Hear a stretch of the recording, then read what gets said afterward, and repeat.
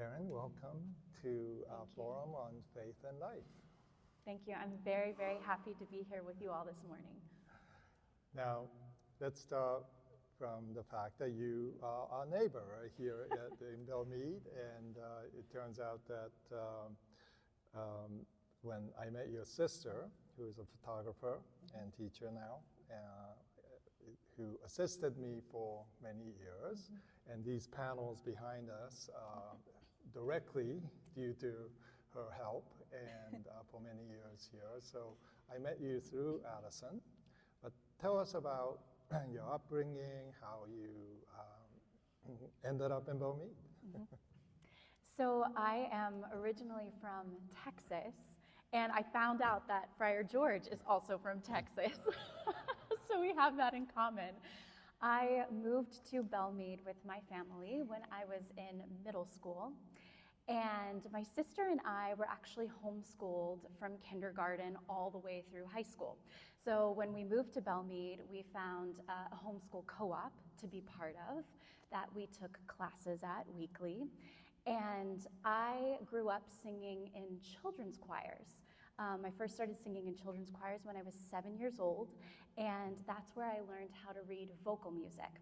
So when we moved to Belmead, it was important to me to find a choir. I sang with the Princeton Girl Choir for about a year, and then I transferred and started singing with another children's choir. And the director of that children's choir actually became my voice teacher. She's here this morning. Her name is Dory Shippey. And she was my voice teacher in middle school and high school, and she gave me the foundational training for my voice. She's an opera singer, so I trained classically, so my background is opera. And then also, while I lived here, I got involved in community theater. My very first production, full musical, was Oliver. If you're familiar with Oliver, I played the Strawberry Seller, and this was at Kelsey Theater, which is at Mercer County Community College, if any of you have been there. And then in high school, I started taking classes, acting classes and vocal coachings in New York City. So my mom would put me on the train on New Jersey Transit, and I would take the train to New York City and take classes. And that's really where my love of New York City began to blossom. And I started dreaming about one day living there and maybe even performing there. And you developed this dream. Now you brought something here today with us. Do you want to show that? Oh, sure. This is a notebook that you got when you were 17. Yes, that's correct. And describe this notebook for our audience here. So there's a story to this, which we will get to. But this is a leather-bound notebook with a phantom mask on it. I found it at a Christmas market in New York City, and I purchased it when I was 17. And I prayed, and I said, God, in faith, I'm going to buy this, but I'm going to put it away, and I'm going to save it, and trust that one day you will open the door for me to perform in Phantom of the Opera on Broadway. And when I get that opportunity, I'm going to write prayers and stories about my time in that show in this journal. It's an incredible story. So any of us having a dream, maybe we should go and get a notebook and write it down in some way. But what did you write first in this notebook? You're 17. Mm-hmm. You have no idea if your dream is far-fetched or if it's realistic, or you have inklings of your calling as a young person. How did that dream manifest itself in the beginning when you were trying to see if this is something that is it my fantasy or is it God's dream? Sure. So my mom tells me that I started singing as soon as I could talk, which was really young.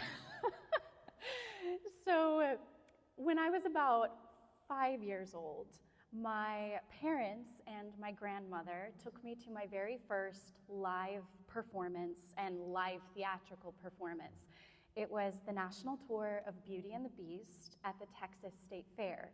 And we sat way up in the nosebleed section, and I remember my family had brought a set of binoculars. And once I had those binoculars in my hand, I didn't let them go. I was completely mesmerized by what was happening on stage. And you have to understand, up until that point, the only kind of entertainment I had ever seen was behind a screen on a TV. So the fact that there were live performers in front of me singing was mind-blowing to me. And it was from that point on that all I ever wanted to do was perform, since I was about 5 years old. So that's where the dream started. And I really believe God planted a seed there, and even planted a seed when I was just a little, baby practically, singing all the time.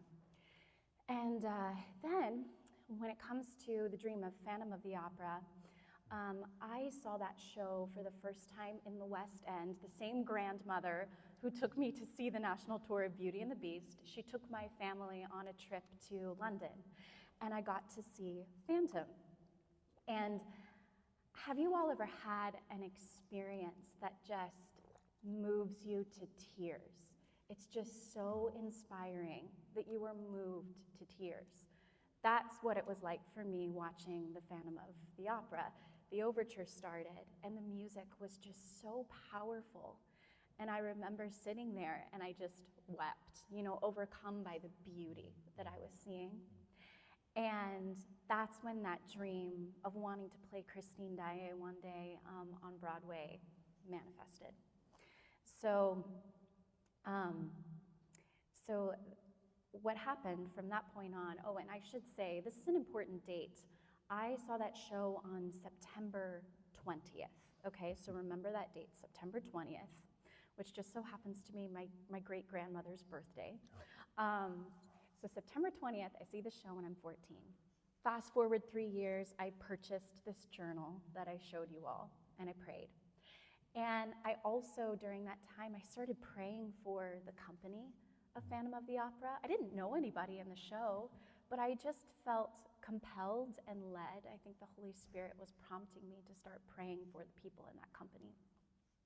And I also started praying that God would one day open the door for me to be in this show. So fast forward a few more years, I moved to New York City in 2015, and one of my very first auditions was for Phantom of the Opera. And I ended up auditioning for the show over a span of 3 years. It's a pretty rigorous audition process. You audition for the casting director, and then if they're interested, you'll get more opportunities to audition for different members of the creative team. So I auditioned. Finally, in 2018, my agents called me and they said, so you have another audition for Phantom of the Opera for the Broadway production. And I said, okay. So I go in and I audition. The next day, they call me and they said, so you have a final callback at the Majestic Theatre for Hal Prince. And I went, oh my goodness, this is it. If it doesn't happen now, it's not going to happen. And so that was 2 weeks later. Well, I have to tell you, the 2 weeks leading up to that audition, I actually went through a really hard time. I went through a valley. I unexpectedly lost a dear friend from college to cancer. I was working 3 jobs at the time to pay the bills, and I got really sick and just couldn't get better because I was working really hard. And I also had to move apartments in those 2 weeks leading up to the audition. So I show up at my audition at the Majestic Theatre, and I remember praying this prayer because I still wasn't well physically. I was grieving the loss of my friend. Before I stepped out on stage, I said, God, only you can do this. You have to sing through me, is what I prayed. And at the time, I didn't even really know what that meant. I just said, you have to sing through me. I need your strength, and I need your voice in this moment, because I don't fully know what's going to come out of my mouth when I sing. So I step out on stage, I sing Think of Me. It went well, but I had to completely rely on the strength of the Lord. So that audition is done. My agents call me. They said, well, Hal gave you a thumbs up. I said, okay, good. What now? And they said, well, he's sending your tapes with 2 other women to Andrew Lloyd Webber and Cameron McIntosh, who will review these tapes, and then they will decide who's going to play the role. But they said it may be 2 to 4 weeks before we hear anything.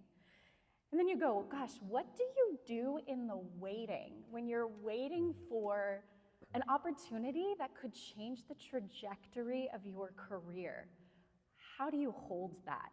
You know, how do you trust God in that time, knowing that this may or may not happen, and either way, God is good? That was hard. So 2 weeks later, my agents call me, ask me to come to their office for what I think is a completely unrelated reason. They surprise me. They say, Eryn, you're going to make your Broadway debut as Christine Daaé in The Phantom of the Opera. And that was on, remember the date I told you to remember, that was on September 20th, 2018. That was, 13 years or so after I had seen the show in London on September 20th. And I just think God is in the details. And so his grace to be in the small detail of something like that, like a date, was just a reminder to me of his faithfulness. Powerful. You have a video of this. I do. Right? and you showed it to me, and this is really, really a surprise. You were very surprised by this. And looking back to your training at Oklahoma and other places and your teachers here, what do you think gave you, whatever it was that God did through you, what do you think the part of training that helped you to persevere like that in that moment? Is there anything that you recall, especially for younger folks, you know, going through their training now and not knowing what the future will bring? What was that like, getting prepared for this moment? Mm-hmm. So in terms of perseverance, I had a few mentors that spoke into my life that would encourage me, and that was really vital, I think, to some of my perseverance. My family would always encourage me and challenge me to move on when I didn't think things would actually come to fruition. They would encourage me and challenge me to keep working hard. I think also, especially in New York City, being in New York City, being a believer, being in this industry, community is so important. And so having community surround me to uplift me and to help me persevere through really hard times was also something that was so helpful for me, because this life is something that we shouldn't do alone.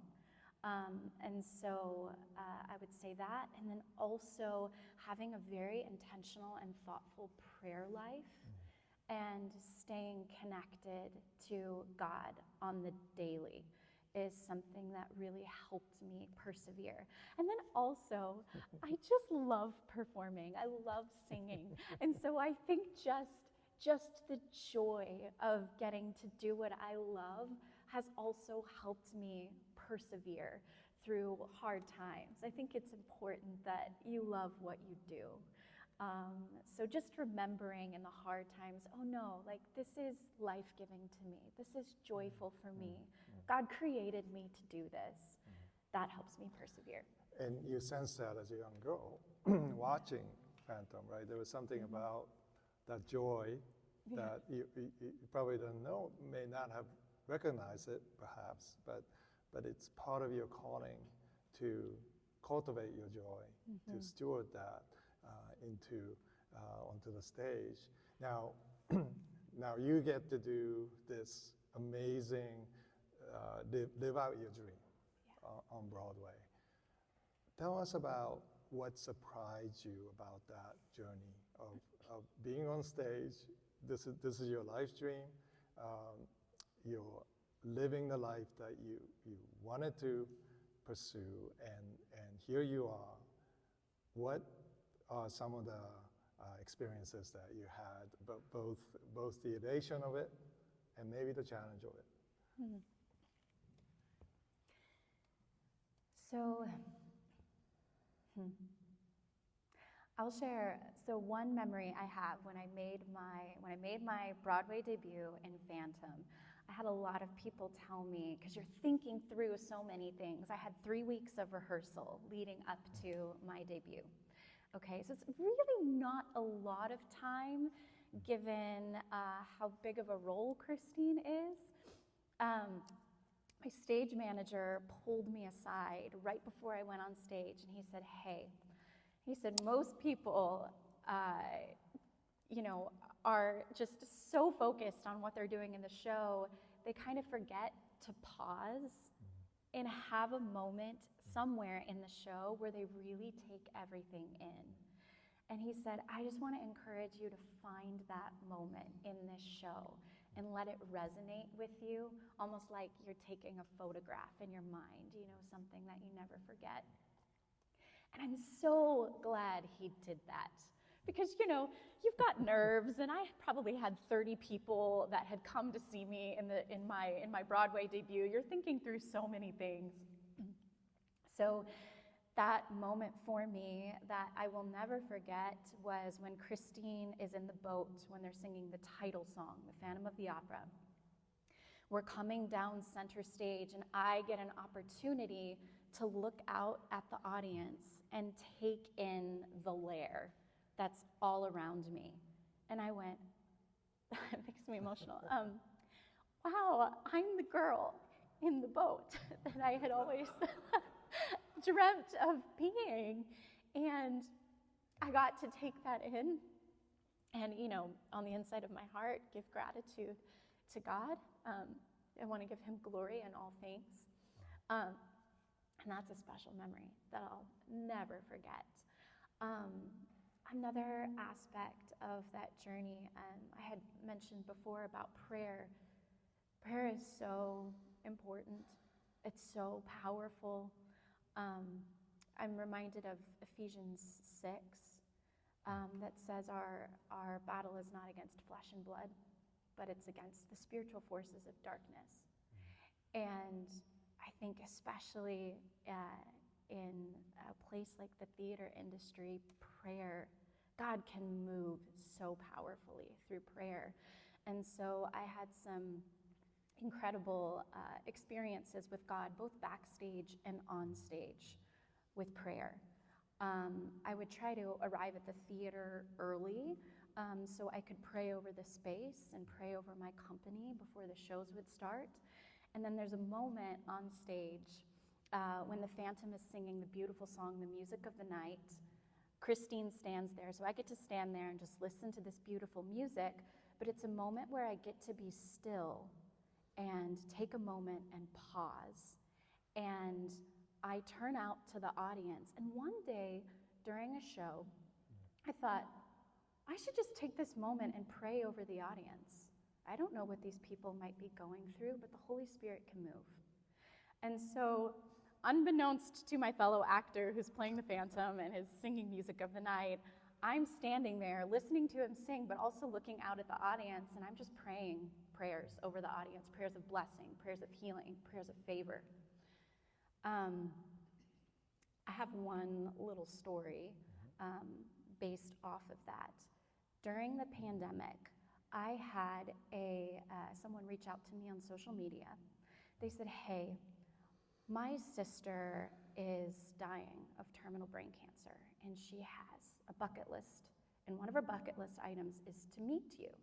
And I went, "Oh, okay, well, I'd be happy to meet her." We get on a Zoom call. She lived overseas. And she said, I just have to thank you. And I said, "Thank me for what? What did I do?" And she said, "Shortly after I was diagnosed with this brain cancer, my mom and I traveled to New York. We had had this plan for a while to come see the Phantom of the Opera." She said, at that point, I was in a lot of pain. And I got to the theater, we're sitting in the audience, enjoying the show. She said, the moment you came out and started singing, my pain went away. And I had no more pain the entire rest of the show. And she said, your voice was healing to me in that moment. And I said, well, I don't know what you believe, but I follow Jesus, and I believe in his healing power. And there's a moment in the show where I pray over audience members, and I don't know how God is going to use that, but you sharing that with me is so encouraging to me, to know that he's literally using my singing voice as a vessel to bring healing. That made such an impact on my life, and it just, I think, is a constant reminder to me of there's no limit to what our God can do with the gifts that he's given us. Yeah, that's a great. Yeah. Praise God. Let's move into that a little deeper, because we had conversations. It was probably after Phantom we met and had a conversation about the difficulties and challenges of being a follower of Jesus in theater, and yet you, as you just spoke about, you came to realize that not only God called you to the stage, but God was present. Right? And this is not just on stage in front of people, but it's also backstage. It's also when you are sick and you can't sing, or you have challenges that's in front of you. How does your faith interact when things, you have setbacks? Because I have friends who are also extremely talented, and they have won awards, they have been picked by shows, and yet the next morning,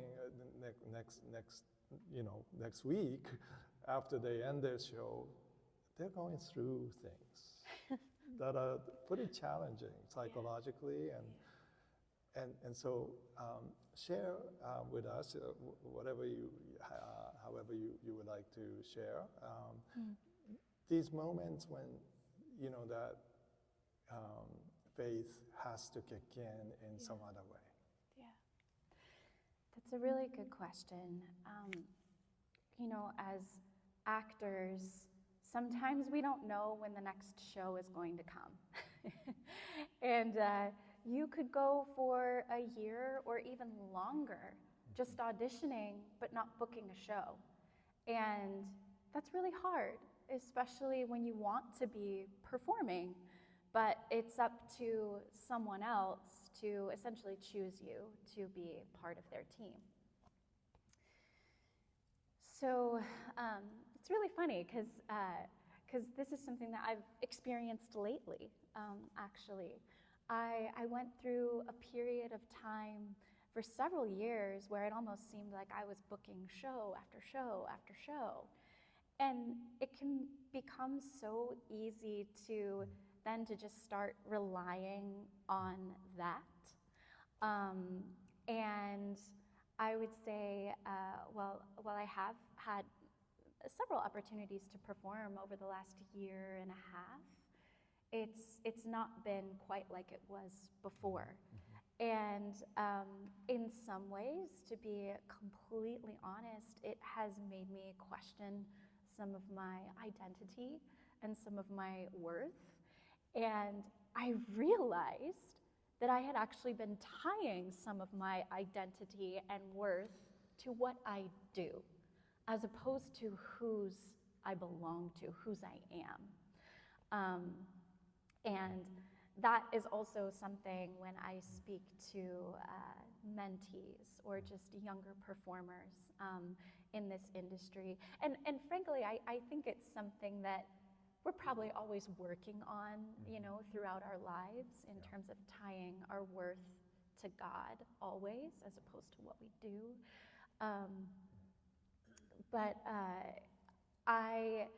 So a few things. One, I have, again, like close friends and mentors and my husband who always point me back to Jesus when I get into these questions of worth and identity, reminding me of who I belong to. Again, I go back to prayer, go back to that quiet place with God, allow Him to speak to me and pour into me and to remind me that I'm worthy because He calls me worthy, and that is enough. So to just sit in that and to soak that in. Prayer. And then I think as well, there's a few verses in Psalm 40. It's Psalm 40, 1 through 5. I clung to those verses during COVID because my industry was completely shut down for a year and a half. And I clung to those verses, and I believe it's in verse 3, it says, I will sing to God a new song. And so then I think too, when I'm in those, what you could call in-between moments, in-between contracts, what kind of song is God putting in my heart? Like, what's a new song that He wants me to sing? Maybe some new ways of creativity He is putting in my heart and in my soul.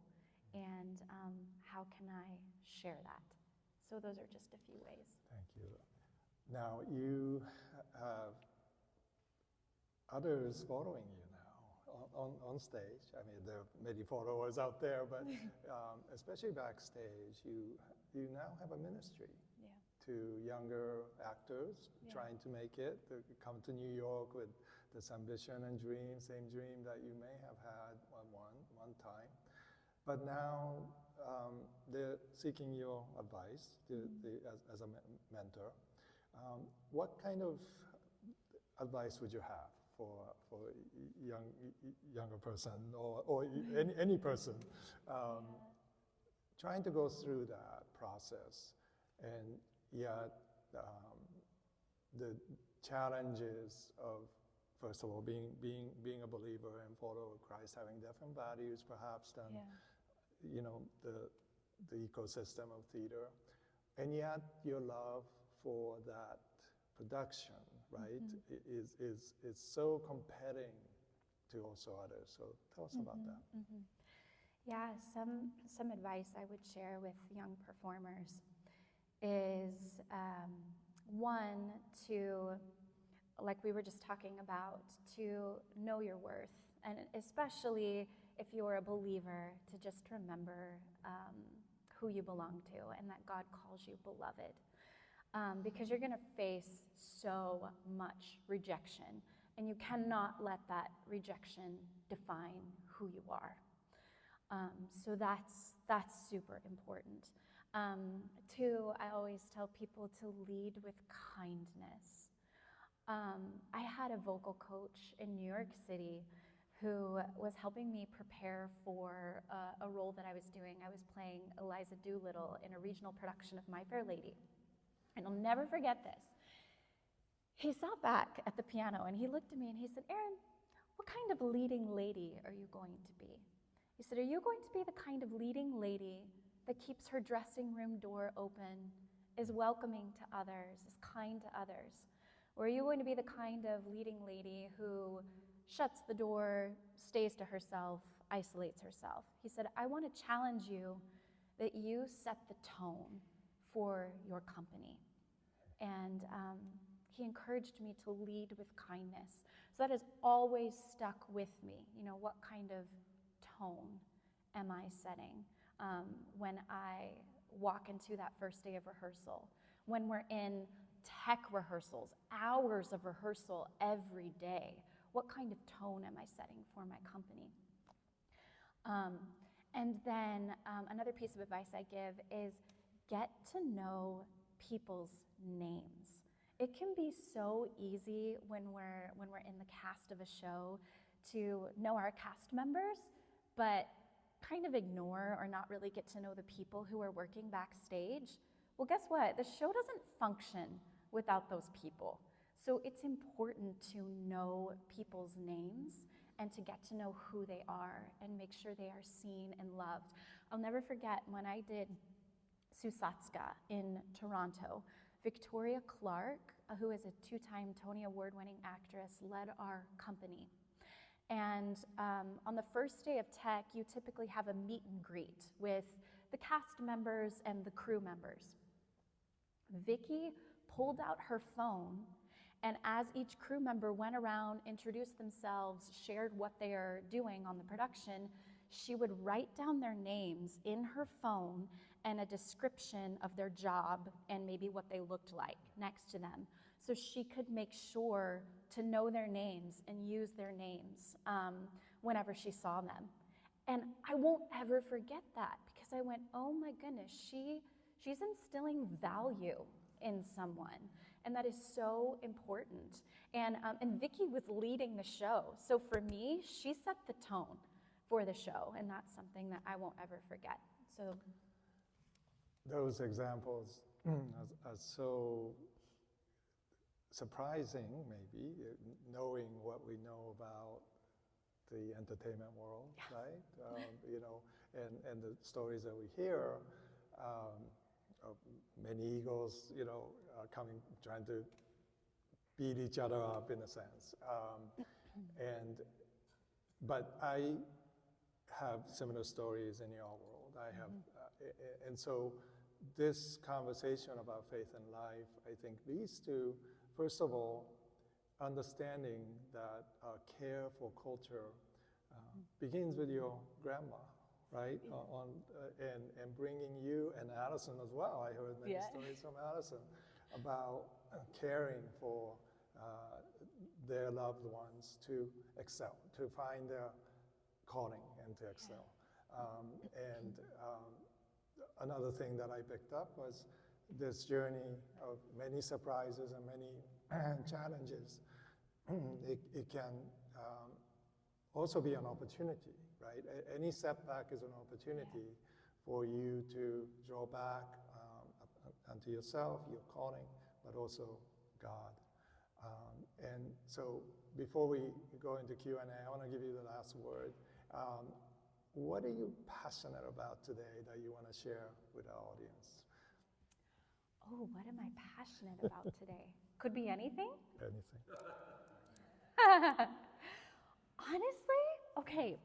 So my church in New York City is called Church of the City, New York. John Tyson is our pastor there. And my husband and I are currently in a course on Monday mornings. It's called the Missional Life Course. And one thing that Church of the City stresses, and I think generally as a whole the church stresses, is the importance of discipleship. And I mean, I'm basically going to go back to what we were just now talking about, and that's discipleship and mentorship. I'm actually really passionate about that. And I actually recently, just last week, had a conversation with a couple in our church, one of whom leads, we have what's called Creative NYC at our church. Mako and Hejin were just there last weekend. We had a creative conference. And this is something that has been developed over the last few years, but I spoke with the director of Creative NYC, which is a portion of the church that brings Christian creatives together. And we seek to renew culture through the arts with a redemptive edge. So I met with him and his wife, and they are hoping to develop a discipleship program through the arts, like a mentorship program.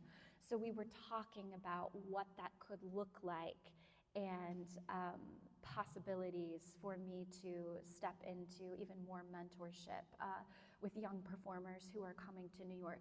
That's really important to me and something I'm really passionate about, because there are so many voices that pull at you in New York City. especially as a young person. And you're so impressionable when you move to New York. And there's also a lot of voices that pull at you in the arts. And it is so important to me that young people, especially those who know Jesus, when they're coming to New York and they want to pursue the arts, that they have a mentor to turn to and a mentor to look up to. So that is something that I'm really passionate about. So good. Okay, Alan.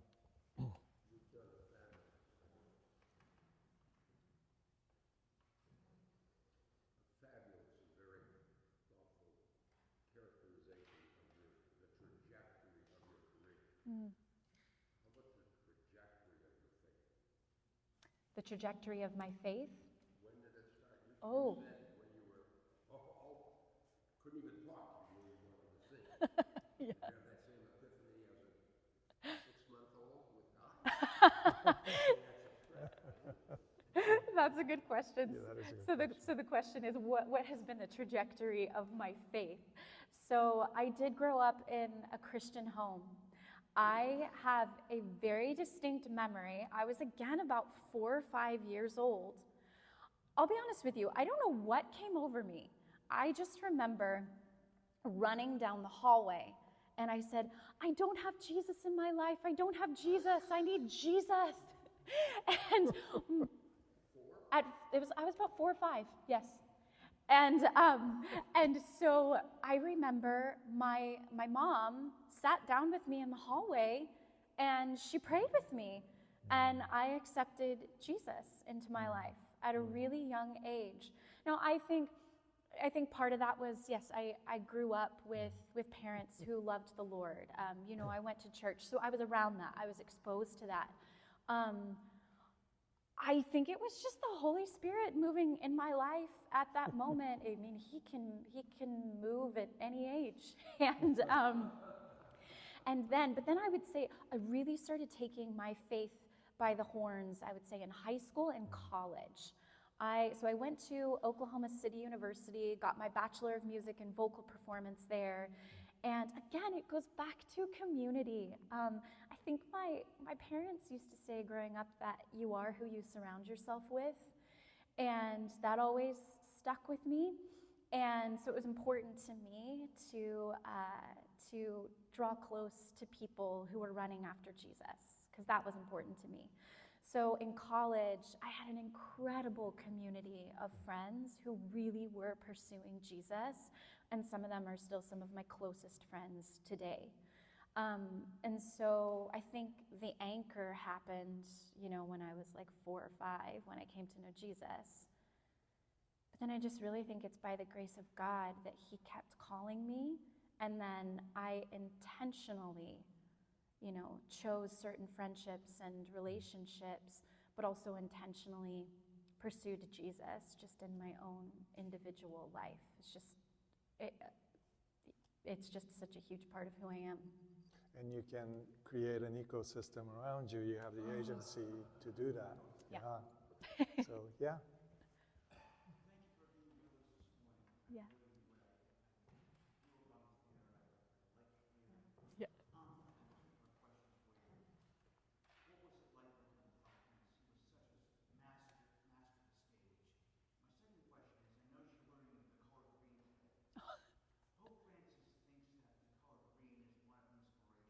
And one thing, do colors inspire you, like along with faith? Was it by chance that you're wearing green today? Do you find the color green inspirational, or colors in general inspirational? Wow. Well, we have green in the back. Oh, too. yeah, we do. So, Great question. So the first one was, what was it like to meet Hal Prince? And then the second one was the colors. Like, am I inspired by colors? Apparently green is a color of inspiration. I didn't know that. You just taught me something. Yeah. So meeting Hal Prince. So I have to tell you, when I did Sweeney Todd Off-Broadway before I booked Phantom, okay? Hugh Pinero, if you're familiar with him, he played Phantom for years on Broadway, was one of the longest running Phantoms. He also played Raoul very early on in his career. He was my Sweeney Todd when I did Sweeney, and I played Joanna. And he found out, I didn't tell him this, someone else must have told him this, but he found out that I was auditioning for Christine in Phantom of the Opera.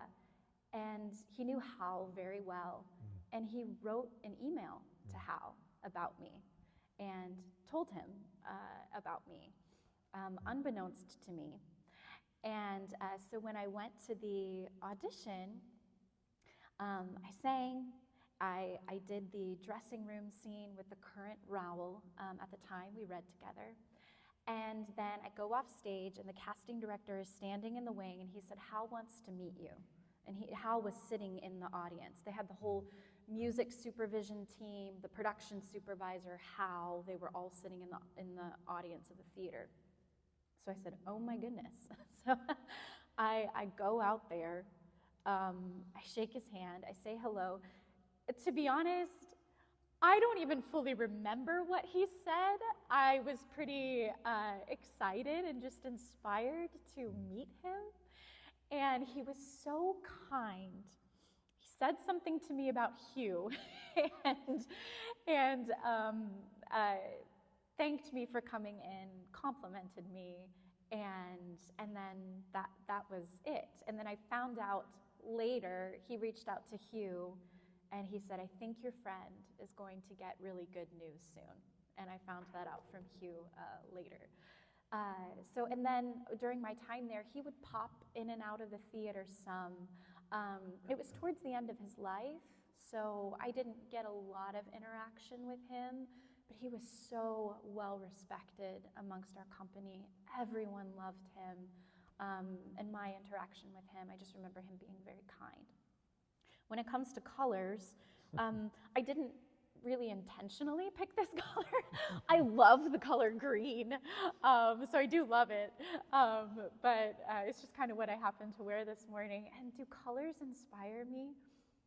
Yeah, actually, well, this color green is one of my favorite colors, but the color blue, like a sea blue, is inspiring to me, I think because it just reminds me of the words serenity and peace. And so I think it's just calming to my spirit. So I think colors will inspire me in that way. Yeah. Thank you, Eryn. So your love for the theater is undeniable, Yeah. right? Even if, let's say you have another opportunity to pursue something else in your life, we just can't get that out of you, right? It's Yeah. just in you, it's given to you, it's a gift. Yeah.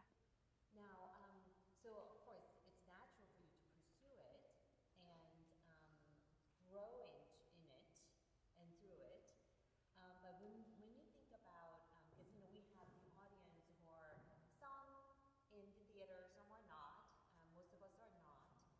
When we think about as a body of Christ, what God is doing in this world to redeem the whole universe. And as we await for new creation, Jesus returning, Yes.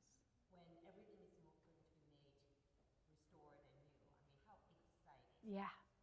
How do you think, because you've gone through so much, right, in your career, how do you view theater, performance, to be part of that redeeming plan, where, the whole body of Christ should come along to really support, because that is part of God's plan. What is your view on that connection? Yeah. So, If you can. so what is my view on the connection between theater and the body of Christ and the new creation? That's a really good question. And you only have 2 minutes to answer. You're right. No pressure. Why should we care? Yeah. Why Good question. Yeah, why should we care? care about it? Why should the church care about the theater? It's a great question, Hedgen. There's lots of different ways I think I could go on that. One is, and I'll just speak for myself personally, I see theater as a reflection of humanity. And that's why I think it's important for us to go.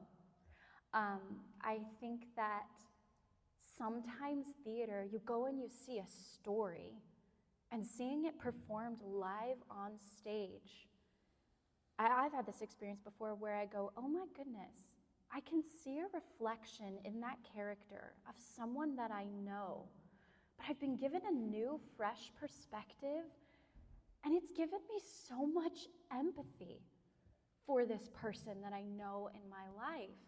And therefore, now I want to go have a new and different conversation with this person.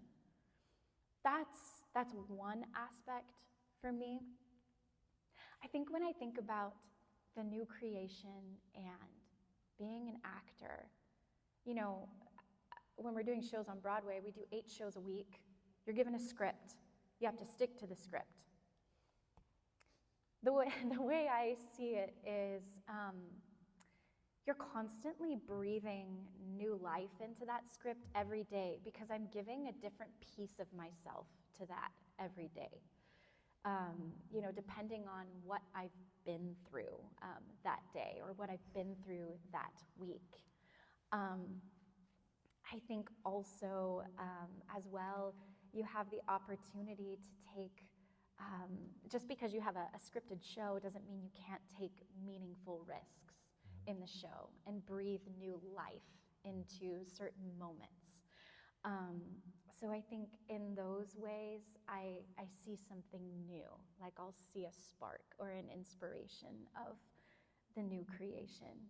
But I think as well, when people come to see theater, it stirs up conversation.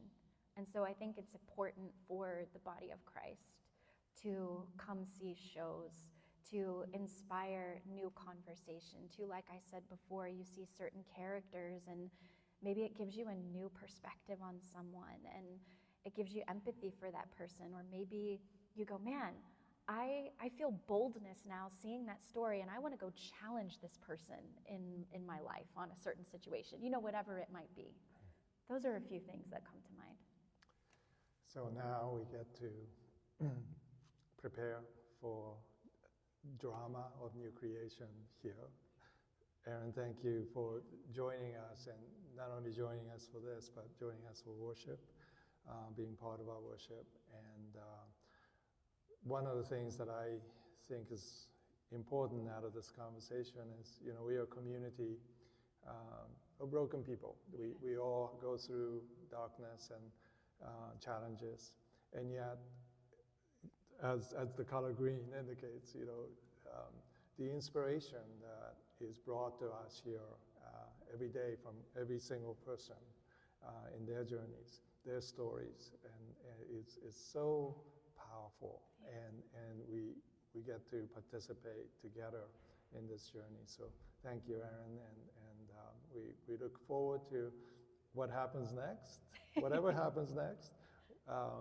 We hope to be part of that as people who pray for you, who are neighbors, and I'm just so grateful for what God is doing through your life. Thank you. Thank you for having me. It's been an honor. Thank you.